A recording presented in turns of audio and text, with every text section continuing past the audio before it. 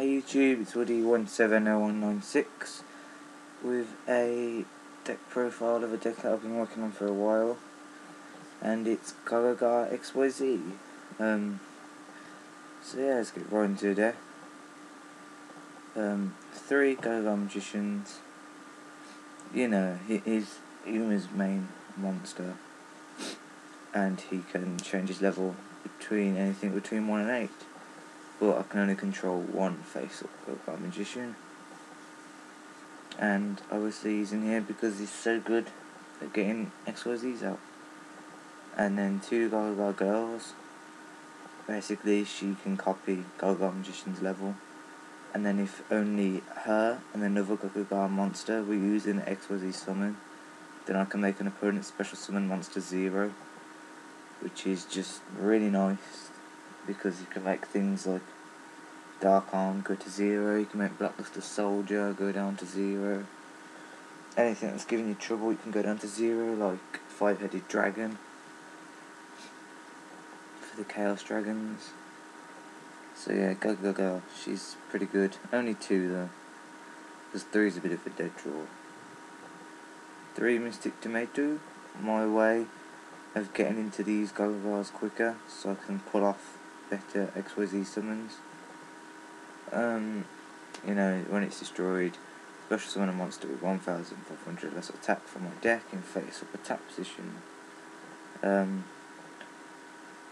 reason I run 3 is because I always want to get the Gagagas out quick, and also it's a good defense just to go tomato into a tomato, and then if you needed to, another tomato, and then into the Gagaga, so he's on the field ready for the next turn. And then some more cards. I run Gauze.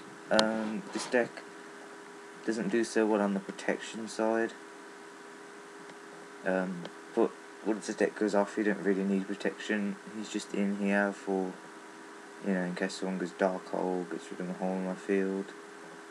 Yeah, Gauze is just generally good. Dark Arm Dragon, I'm running so many darks. He's quite easy to control the flow of the grave. You know, use him for popping monsters.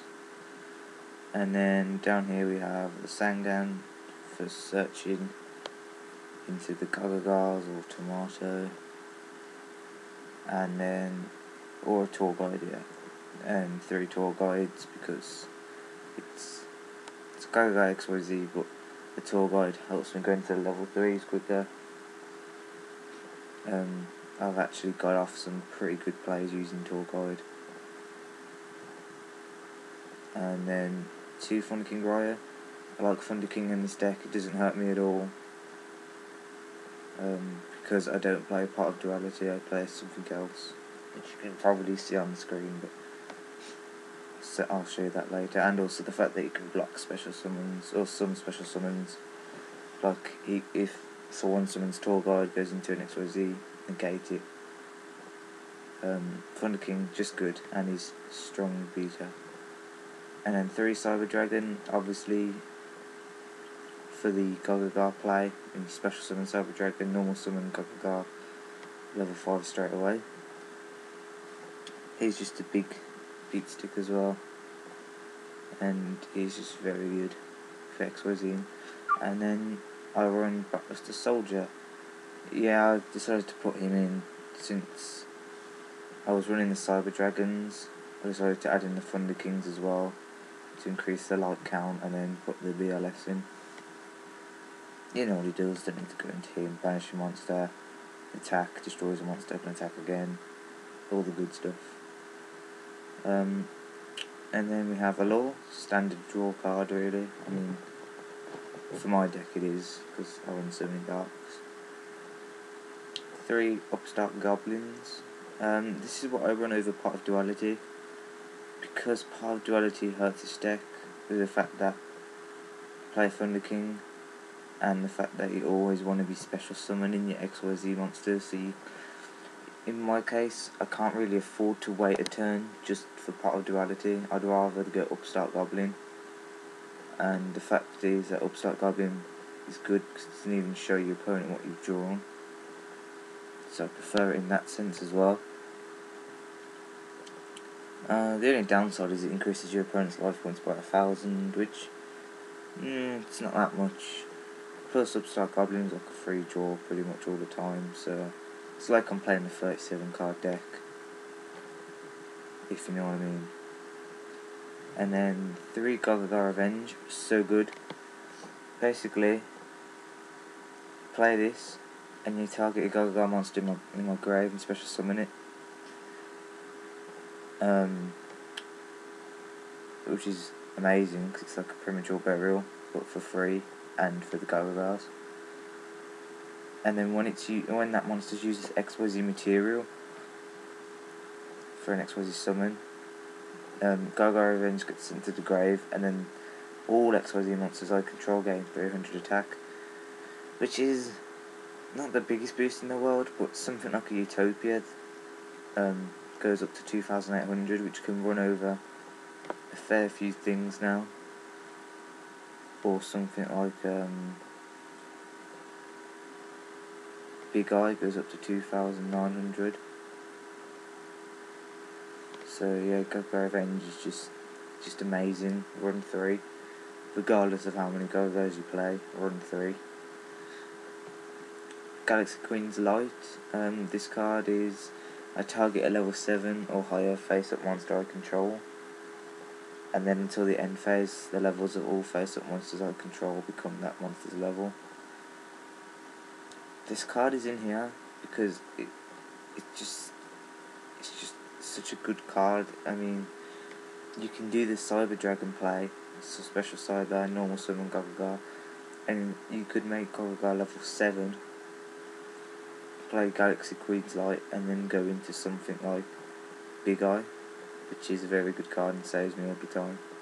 Or you can make him level 8 and go into Gimmick Puppet, because Gimmick Puppet is very strong, and I like him.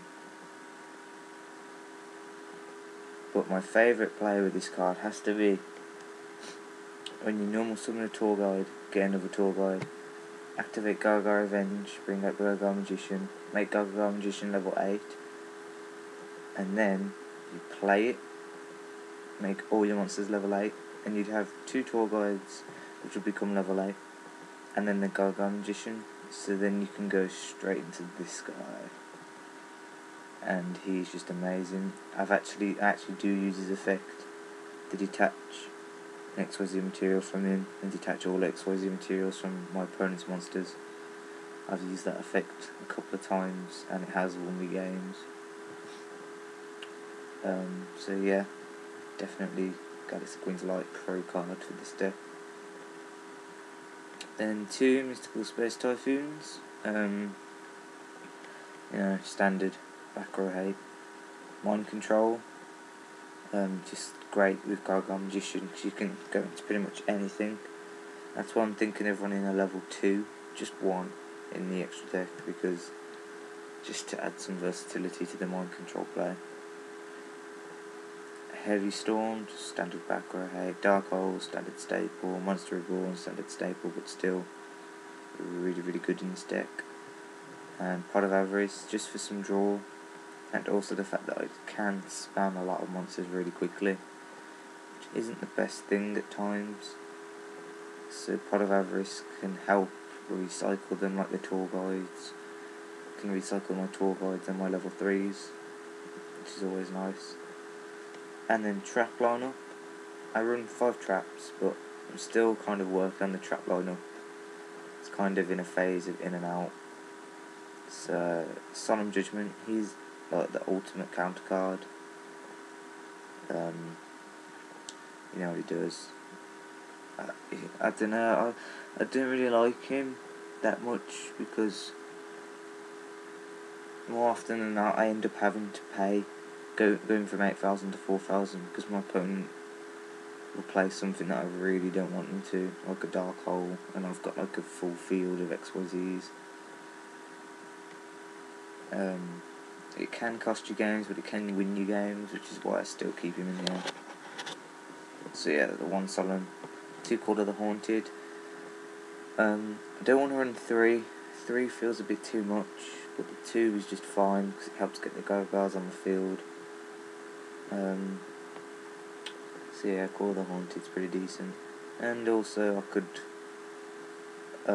bring back something like the Sangan to get the search if I ever needed another search, or Mystic Tomato if I needed some defense. And then 2 compulsory evac. I'm testing out compulse over the warnings because warning to me doesn't feel like it's that necessary anymore with priority gone. So I'm testing 2 compulse. It's been working out fine. As with the silent warnings, they're working out fine, but 2,000 life points is quite a lot to pay when things like compulse or bottoms can just do the job, in my opinion. So yeah, the 2 compulse. That's the main deck. The extra deck goes something like this. So you got the Zen mains for their tour guides in case they need to be defensive. The Leviair, because Leviair is so good, I can go Allure, draw 2, banish Gagaga Magician or Gagaga Girl, then tour guide into the Leviair effect, get the Gagaga Magician or Gagaga Girl back, then go Gagaga Revenge, bring out well, if you've got the Gagaga Magician, then you bring out the Gagaga Girl, and then go into anything. So yeah, Leviair can set up some good plays, and then Leviair would go up to 2-1 in attack because of the Gagaga Revenge. So Leviair is pretty good in this deck. Can bring back any monsters that you've banished for BLS or Dark Armed. So yeah, Leviair is good. Leviathan Dragon just in here to be useful for the tour guide, to be honest, and it's pretty strong. I like Leviathan Dragon. It's a good first turn play. I'm not sure about the Zen mains. Depends how I feel with the Zen mains, if I want to go Zen mains or Leviathan. But normally with the tour guides I go into these. And then 4s, we've got Utopia, staple. Well, not actually staple, but yeah, he's okay. And he's a light, so he helps with BLS. Gemlight Pearl, just a strong beta, 2/6 tax. I don't know, it might come out for something better when we get better XYZs, to be honest, because he's in here because the rank, really. I like to keep a wide range of ranks. Volcasaurus, this is 5s now, sorry, rank 5s. Volcasaurus is amazing. Detach the XYZ material, destroy the face-up monster my opponent controls, and then my opponent takes damage equal to that monster's original attack. That's really good. I managed to go into this and then destroy a Chaos Sorcerer my opponent had, so they took 2/3. Then I ran over their can't remember what it was now. Yeah, I think it was a Cyber Dragon actually. Ran over their Cyber Dragon with him, because his other effect is that he cannot declare a direct attack during the turn you activate this effect.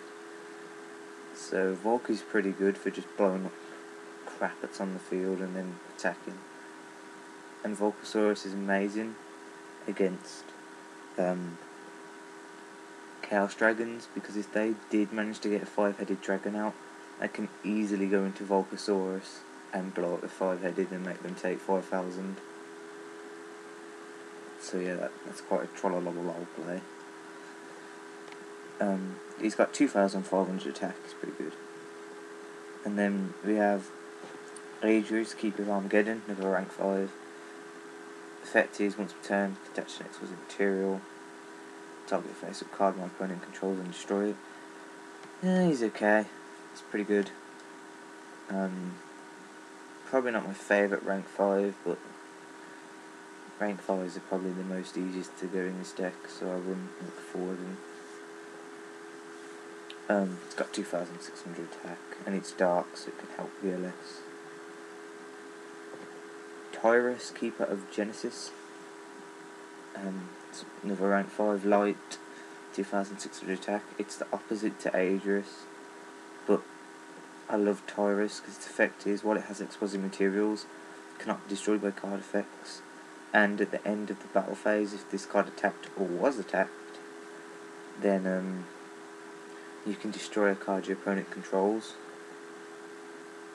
However, at the end phase of your turn, you have to detach an XYZ material from him. So Tyrus is good. I've considered playing 2, but I feel like I like the versatility of being able to go either or. The fact is that he has to attack to get his effect, whereas this guy can just detach and blow up the face at once that's being a problem.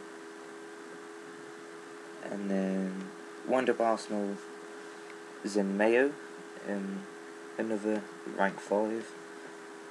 And then this card's effect is, once per turn it can detach an XYZ material to target 2 set cards in the field and destroy them. I think he's underrated, to be honest. He's really good. He's pretty nice to go into on your first turn, and then perhaps pop 2 back rows that the opponent's got, or just pop like a set monster if you think it's like something problematic, like a Raikou or anything along those lines. And then rank 6, Magician Girl. She takes 2 level 6 spellcaster monsters, but that is pretty much the only way you're getting her out with the Gagaga combo, so it doesn't really matter. She's only got 2,400 attack, but her effect is that you can detach a material from her and then banish a card from my hand and activate one of these, and then activate one of the effects that are target a monster my opponent controls, and then gain control of it till the end phase, and then target a monster in my opponent's grave and special summon it to my side of the field. She is pretty good. I mean, if you've got Levier and her on the field, then you can do some pretty good combos. You know, detach and banish from Magi's effect, and then get someone out their grave. And say the card you banished was Gagaga Magician, Levier effect, get Gagaga Magician back, and then use that monster you just brought out the opponent's grave to XYZ. So yeah, Magi's good. Photon Strike Bouncer. My second rank 6. It's got 2,700 attack, so it's really strong. And its effect is like an effect veiler on legs that once per turn during either player's turn, when a monster effect is activated on my opponent's side of the field, I can detach an XYZ material from it to negate that effect. And then the opponent takes 1,000 damage. So Photon Strike Bounce is pretty good. I mean, it can negate any effect, which is very useful. The only problem is I've got to learn to time, you know, what if my opponent's bluffing with an effect, or something along those lines. And then 2 rank 7s are Gaia Dragon, the Thunder Charger. Takes 2 level 7s, or I can XYZ summon this card by using a rank 5 or 6 monster or control as a material. And he pierces, and he's got 2,600 attack. Can't remember if I told you that or not, but never mind, now you know. And he pierces, so yeah, Gaia Dragon's pretty good. Oh, and now I've timed out due to inactivity. Hard on YouTube, sorry about that. Obviously means I've gone too long, but might as well quickly finish this off. And then the other rank 7, number 11 Big Eye. 2,600 attack, and its effect is once per turn I can detach an XYZ material from this, take control of the opponent's monster, and then this card cannot attack the turn activate its effect. He's amazing. I go into him so much. Just too good. Gimmick Puppet, Heaven Strings. 2 level 8s. Its effect is that I can detach an XYZ material to put a string counter on each other face-up monster on the field. and then during my opponent's next end phase I can destroy all monsters with string counters and inflict 500 damage to my opponent for each monster. So he's a good game changer late game, because you go into him and then set some defences, and then your opponent either has to change the way they play by trying to get rid as much of their field as they can, if they've got like a full face-up field. But yeah, Gimmick Puppet just forces people to change the way they play whenever I've used him. Very good. And this guy takes 3 level 8s. I've already explained him really. Can detach an XYZ material from him to, I think it's remove all XYZ materials for monsters my opponent controls. Then he gains 500 for each, and it can attack up to that many times during each battle phase. I used this against someone that played, got him out, and then someone had an Adris on the field, but they didn't use its effect. So I used my Galaxy Eyes effect, stole the 2 units. Galaxy Eyes got 1,000, so he was on 5,500, and then he could attack 3 times because he gets his normal attack, and then he gets his 2 extra attacks from the 2 materials that were detached, and I won the game. So yeah, it's just overpowered. Really good card, and he's light as well. So if he was ever dead, you can use him for BLS food. So yeah, that's my Gagaga XYZ deck. I plan on making this deck, so leave a comment if you've got any of the cards I need.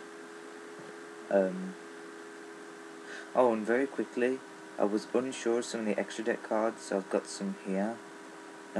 Acid Golem I was thinking of playing. Utopia Ray I was thinking of playing for the Mind Control Utopia. Crimson Shadow, he's in here just because I'm going to get him.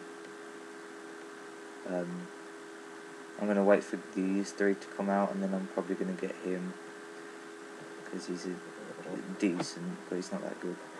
Exabeetle, I need one of them, because I actually do use him. Force Focus, I'll need one of them. And then, that was just in case I am up against a really heavy XYZ deck like this. So yeah, that was my Gagaga Magician XYZ deck. Don't forget to comment, rate, subscribe, comment improvements in the deck, comment if you've got any of the cards you need, and yeah.